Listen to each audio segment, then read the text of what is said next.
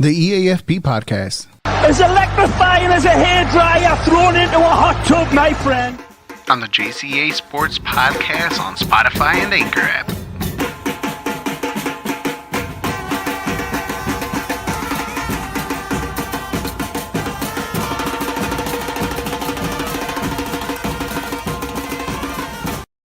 Podcast here live. I got somebody with me.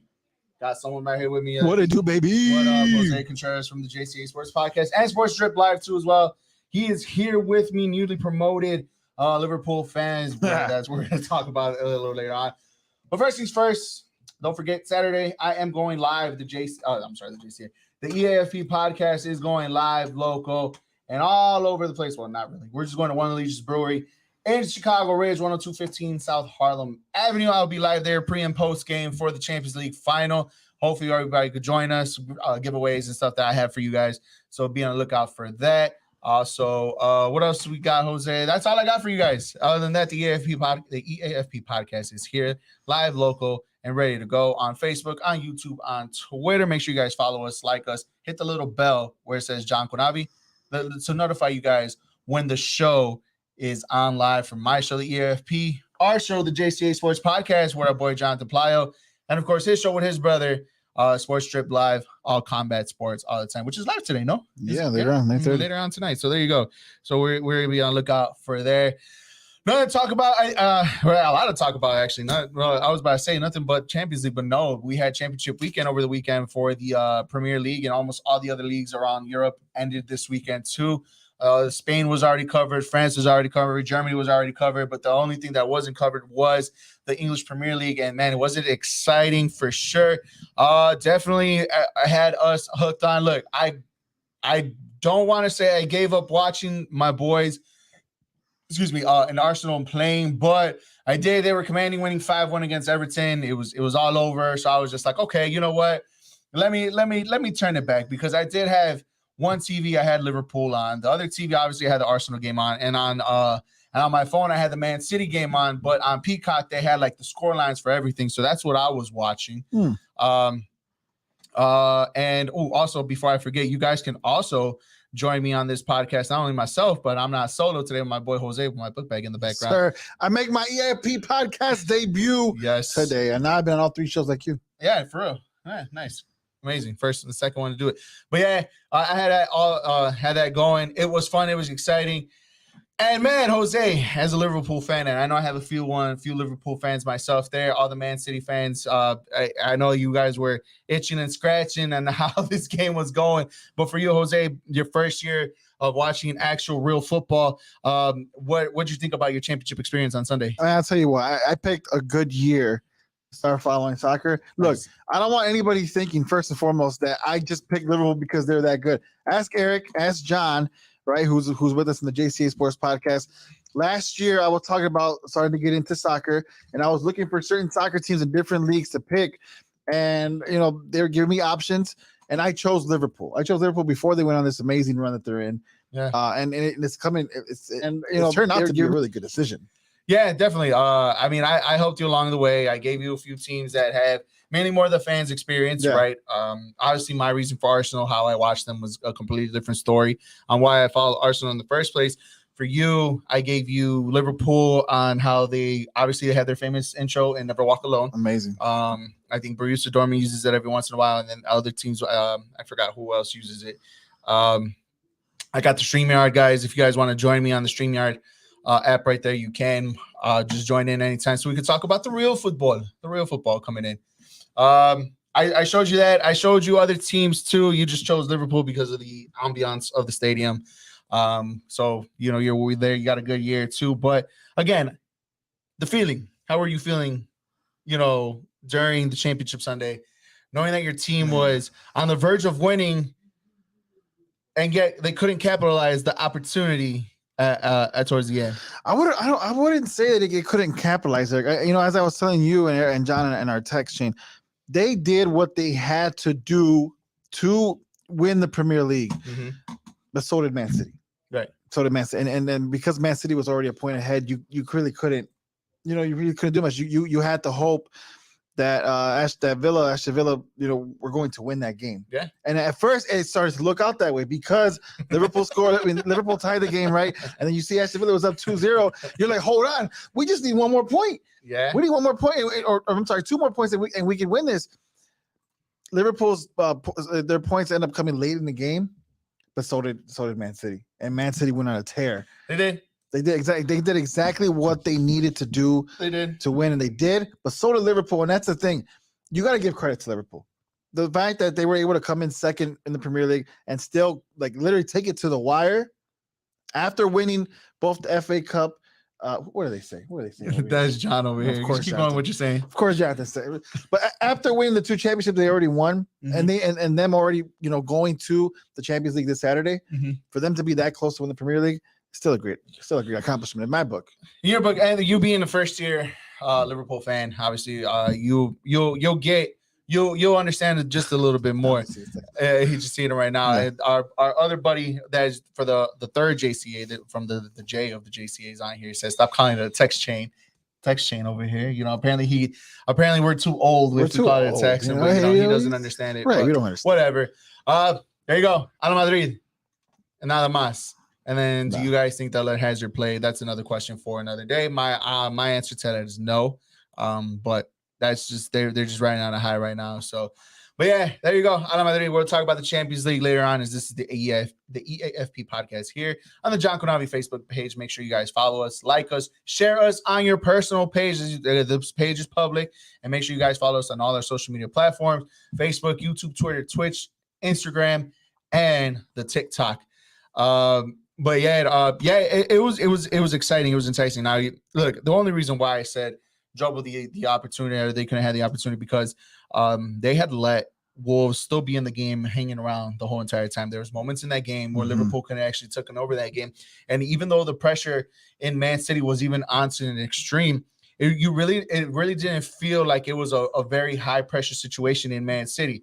Look, yes, because they were still tied at that moment, 1-1. The tie still benefited Man City, right? Even if they would have lost because of the goal differential. Right. So to me, I think they blundered that opportunity, because then the pressure would have really been on Man City, because it's talking about scoring early. If they would have scored early, maybe Man City would have seen the points. Not even score early, because look, Liverpool got scored on literally in the first 5 minutes. Yeah, the first 3 minutes or something like that. Something outrageous. If you guys want to join in the conversation, you go right ahead. Like I said, I have the link up on here to join the conversation, or like how my boy John DePlaio is doing. Message on here as we're talking about Championship Sunday. But I think it was an opportunity squandered to put the pressure on Man City. Look, they both played at home, right? Man City and Aston Villa, and Liverpool at Anfield. But again, Liverpool had a struggle to get back. Now they tied the game. They tied the game to get back in there. But City was already losing probably 2-0 at that time and going down 2-0 at half. Right. The pressure still could have been applying on, because they still played 25 minutes, 20, maybe even more, 30 minutes, 15, whatever the time was, 25 minutes, while they were still losing, and yet Liverpool was still tied. So the pressure really wasn't there. Man City got the momentum going after they scored the first goal from Gundogan on across from Kevin De Bruyne to go in on there too. And the goals just kept coming. I think they scored 3 and 10, if I remember correctly, which was the difference maker, because the tie would have still benefited Man City no matter what. But the time that Liverpool had already scored that goal to go up 2-1, to me, it was already too late. Yeah. Their title defense was already the title defense was, the title for them to win the Prem was already over by then, simply because now Man City was making that comeback. But the pressure should have been built literally before during the beginning of the second half. I agree to that, because it seemed like when I was watching Liverpool play, it seemed like there was pressure there for them. You felt the pressure. You definitely felt the pressure, because you just needed at least one more goal to get it going. Because like you said, the momentum of Man City is literally what swung the entire basically league. You know what I mean? When they scored 1 goal, then 2 goals, then 3 goals, you're like, holy crap. But if Liverpool were done that same thing, then you're right, 100%. That pressure would have been on Man City, but it wasn't. It seemed like it was on Liverpool the entire time. Once Salah came in, then you started seeing these other goals come in. One from him, one from Mane, and it was like, okay, here we go. Here we go. You know, you're right. They turned on the Jets from then on. But to me, it was already a bit too late. On my eyes, it was already a bit too late, simply because they should apply this pressure a while back, right before the second half. Guys, you're listening to the Eafp podcast here on Facebook, YouTube, Twitter, and Twitch. Make sure you guys follow us, like us. Make sure you hit the bell on the John Conavi Facebook page. That way you guys get notified when our shows are live. Mine, the Eafp podcast. Jose with Sports Strip Live with his brother, and also obviously the John Conavi Sports Podcast to the JCA Sports Podcast. But John says right here, Man City is the best team in the EPL. Liverpool thrive in the Champions League. Great segue. We're going to go here because technically you're right. John is right. Liverpool is the best English team in the Champions League, most accomplished, I think, with 6 titles, if I'm not mistaken, if my math is correct. But they're also playing against, let's be honest, they're playing against the best team in Europe, historical wise, and even within the last probably 5 historical wise, yes, I get it. Yeah, even in the last 5-6 years too. This year, I think Liverpool takes a slight edge over Real Madrid. Let's be honest. Who, Liverpool? Yeah, absolutely. I don't know. Look, here's the thing. What they're doing right now, Liverpool biased here. Look, they're definitely biased here. But again, I'm kind of going from the outside looking. I just got here to the soccer party, right? Mm-hmm. So coming in late, I'm checking out my surroundings. The fact that these guys are doing what they do, they're literally playing the most games you could play, in a year right now, right? Mm-hmm. You see it. You see it when they have heavy legs. They look tired most of the time because they're playing, and when they play, but they're always so dominant. Yeah, they're always so dominant. And even if they're down or if they're tied, you know they're going to come back and score. They have that chance to win. They're that good of a team. Yeah. You can't just think they're going to turn it off just because they're going to play Real Madrid. No, you know what I mean. I understand what you mean. Obviously, first year coming in and stuff like that, or like you watching football like that, but. You're right.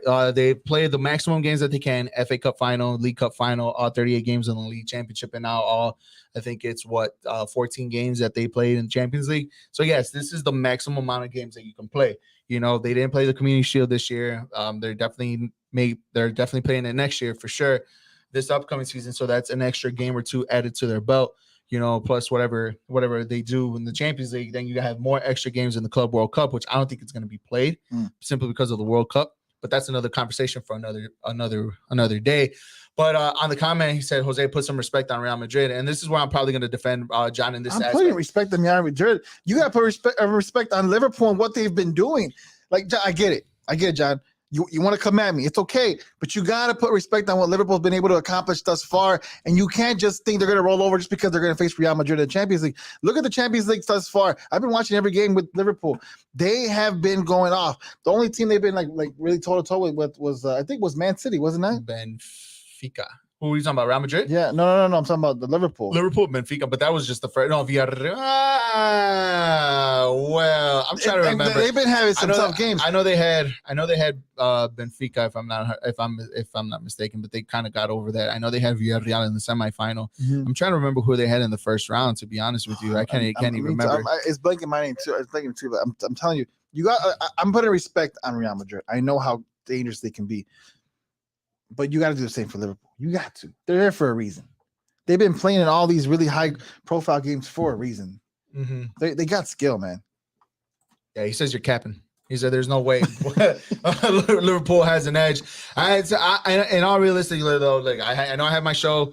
I have my show Saturday at One Allegiance Brewery. Who's on there, guys? Make sure you turn up, show out, support not only myself in the podcast, but also my boy Zach and his brewery right there. We're gonna have fun pre and post game. I'll be there at 1:00. The game starts at 2:00. Pre-game, headed for an hour long. The more guests, the better. And then obviously the post. Hopefully you guys stick around, watch the game, have a little fun before after that too.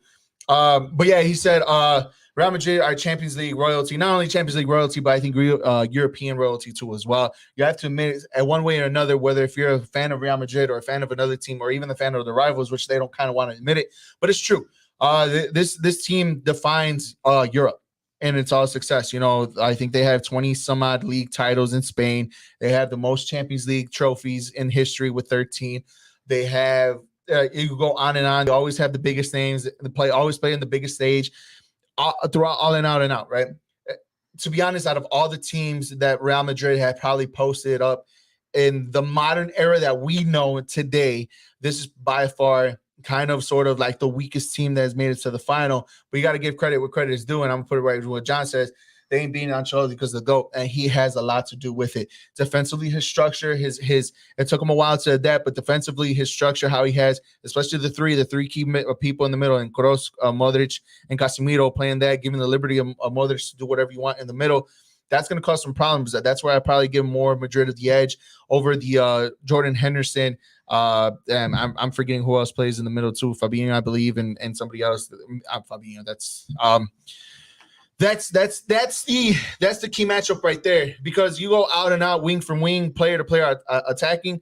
I mean, you could choose your poison between Karim Benzema, Vinicius Jr., and John. Help me out. Who's the other player here? I can't really remember on the top of my head. Plus the three that you have between, whether if it is Luis Diaz, Mo Salah, and Sadio Mane, or Diogo Jota,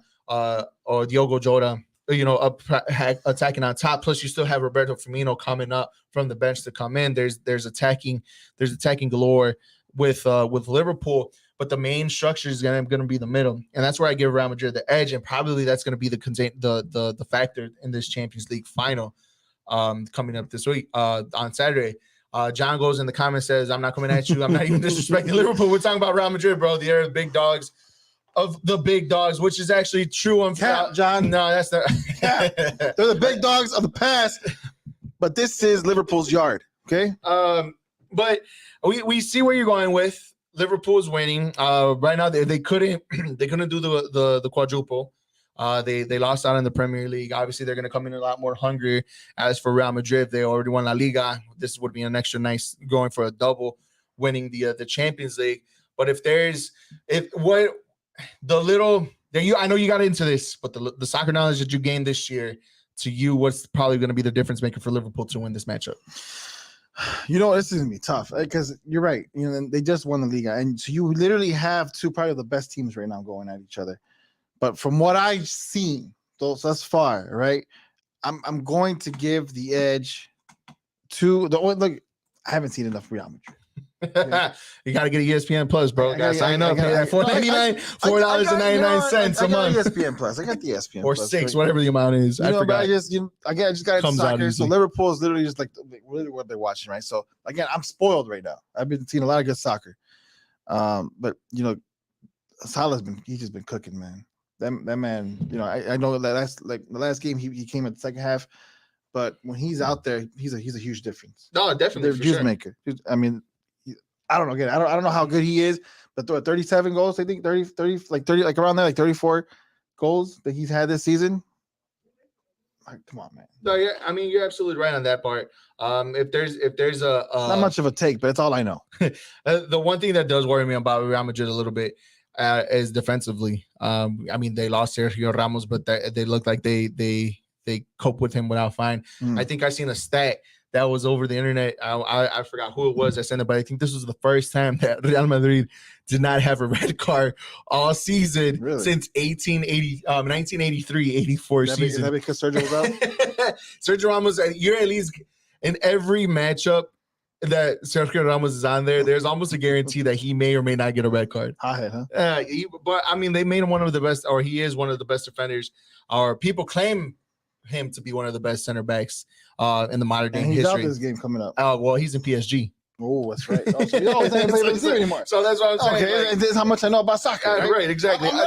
Look, to me defensively, I think that's going to be the problem and the issue for me for Real Madrid, that if Liverpool doesn't exploit defensively, that this game could probably end up not being a rout, because when you still have Karim Benzema on top, let's be honest, right now he's one of the best strikers, or if not the best striker in the world, behind or ahead of Lewandowski. You just pick and choose whatever side you want to get. This opportunity, he'll cause havoc. Whether Van Dijk is going to have a handful with him today, because he's a streaky, he's a smart one. He'll come in behind you, he'll run in front of you, he'll even take you 1v1. Whoever's going to be, whether if it's Matip or Gomez or whoever is going to the right hand man for Virgil van Dijk, is also going to have a problems too. Out wide, the greatest matchup to me, I think, and last week I talked to Jack from Crack One Media, who joined me last week. The matchup between TAA and Vinicius Jr., on the right hand side, that one's going to be a very enticing matchup too as well. I give that edge a little bit more to Vinicius Jr. than I do TAA. TAA, is considered one of the best right backs, maybe right now in the entire world. But he has flaws. Yeah. And the flaws that he has, Vinicius Jr. says he has pace, he has quick feet, he could go in and out, he could beat you on the way. I could see TAA going on being skating, on skates that day. John, you still haven't helped me on who the other on the opposite side of Vinicius Jr. and Benzema John is. don't know. John knows. I trust John with Real Madrid more than anything. To me, it's not coming to my head, or even on anybody else. But the game on Saturday is going to be a fun one. Like I said, you get the cream of the crop of all the teams. You get the best team in Europe in recent European history in Real Madrid, facing what's honestly the best English team football of this European competition in Liverpool. They've won the most in 6. That's the most out of the European English teams. Real Madrid with 13. So you're going to have your great matchup. I just hope we don't see a matchup that we did. What was it, 3-4 years ago when it's these two faced off again and Sergio Ramos took out Mo Salah, broke his collarbone or something like that. And the game was kind of almost done and dusted at that point. Karras with his 2 errors. I know the one that he kind of threw at Benzema. Benzema stuck his foot out and it went in. He threw one over that ended up in Bale's hands So he shot it. Bale shot it, went right through his hands and went in. And the second goal, I can't even remember. That's the only reason why they went out to go get Alisson, for that reason only. But who's been great, who's been amazing. Let's be honest. That was the one thing that Liverpool actually needed and got from Roma at that year. And honestly, that was the missing piece because the following year they played Tottenham in the final and they beat Tottenham so easily. Like that game was boring. Right. Liverpool did their thing. They won 2-0. They won the Champions League. And that was again. That's history will repeat itself, John. Then right now that Real Madrid will beat Liverpool. No, that Liverpool will beat Real Madrid. Liverpool never had. Liverpool in European finals has not beaten the Spanish team. Really? Yep. Then what did I say? The history will not repeat itself, John. For real this time. History will not repeat. I thought he said that Liverpool won. In Paris, for real. It's gonna be in the Parc de France, right there, on Saturday, which is gonna be a good one. This game was supposed to be played in Russia, and I think in St. Petersburg, but with what happened with Ukraine and Russia, they moved this to France. Exciting matchup. I think I'm gonna enjoy it. Make sure you guys join me on Saturday and my boy Zach at One Allegiance Brewery in Chicago, Ridge 10215 Harlem Avenue. I'll be there at 1:00. The game starts at 2. I'll be there probably half an hour, maybe an hour after the game is over to give the post commentary for everybody that's fans. It doesn't matter who you support. Liverpool like this guy, Real Madrid like that guy, Jonathan Pelayo on the screen. I'm an Arsenal fan myself. I'll be there watching. I'll rock my Arsenal jacket. I really don't care. That soccer. And then whatever you guys want to come in, we'll support anybody that comes in. I have t-shirts to give away for you guys. First ones to come in. We'll have everything for you guys. So join me on Saturday and join in the conversation of football for us and watch the game on Saturday. Any last words before we leave about the final? Nothing, anything at all? Oh, don't forget the 100th episode of the JCA Sports Podcast. Carlitos Way says, Carlitos the GOAT. Let's go Liverpool. So he's on your side. That's right. Let's go Liverpool. I will give you guys my Saturday. Tune in on Saturday. Who I choose, who might win on Saturday. So that'll give you the little teaser right there for you guys. Carlitos Way says, "Go Liverpool." Yes, sir. You got 2-1. I know. I got 4 people that I know that are Liverpool fans that I know for sure. John, I know probably like 20 people. So you're good on that part on who's gonna go. But any last words? You think what? Go Liverpool, man. That's it. Go Liverpool. We're gonna win this. We got this. All right. The JCA Sports Podcast won't be aired tonight as we're doing something big for you guys who've been watching our shows from the very beginning. We have our 100th episode. Jose Contreras here knows he's been part of all 100 or going to be part of all 100. Jonathan Playa is going to be part of all 100. I'm here to be part of it, but we're going to do something big and special for you guys, just like I'm doing something big and special for you guys too as well, coming out on Saturday. But the Sports Strip Live podcast will be live tonight at 9:30. I will be, hopefully, maybe I'll probably be on, talk about the fight? Oh, it's between- all boxing. all boxing. Oh yeah, we're gonna talk about Canelo, That's Triple a good G in September. We're gonna talk about this weekend's matchup between Gervonta Davis, Rolando Romero. Of course, David Benavidez. He just remains undefeated. So we're gonna talk a little bit about him, and of course WWE. Sasha Banks, Naomi walking out and not coming back. That's crazy. They just left as the tag team champions, walking out. Who knows what's gonna happen in AEW? Of course, one of their biggest stars, MJF, is unhappy as well. So we have a lot to talk about. It should be a good show. Definitely a lot to talk about. I always tune in. You said at At 9:30. 9:30. Tune in for the Contreras brothers.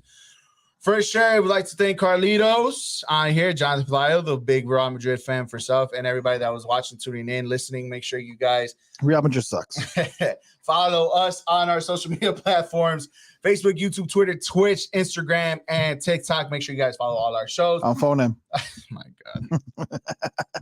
Make sure you guys follow all our shows. Make sure you guys like our shows and under the John Konavi Facebook page. Hit the little bell to notify when our shows are live, including the Eafp podcast, Sports Strip Live, and the John Konavi, the JCA Sports podcast under the John Konavi Facebook page. For Jose Contreras, myself, Eric Gala. Jose, thank you very much for joining the show. Appreciate it. Thank you for having me. Thank you, everybody that was watching us live and listening and commenting on here too as well. Thank you for watching and listening.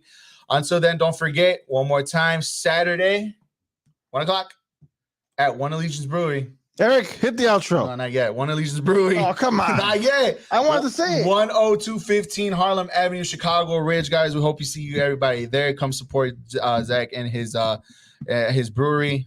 Come support us in the podcast. In Chicago Ridge. Chicago Ridge. So make sure you guys come out and enjoy it. But other than that, Jose, anything else? No, Eric, hit the outro. Let's go. We'll do. I'll see you guys then. See you Saturday. Peace.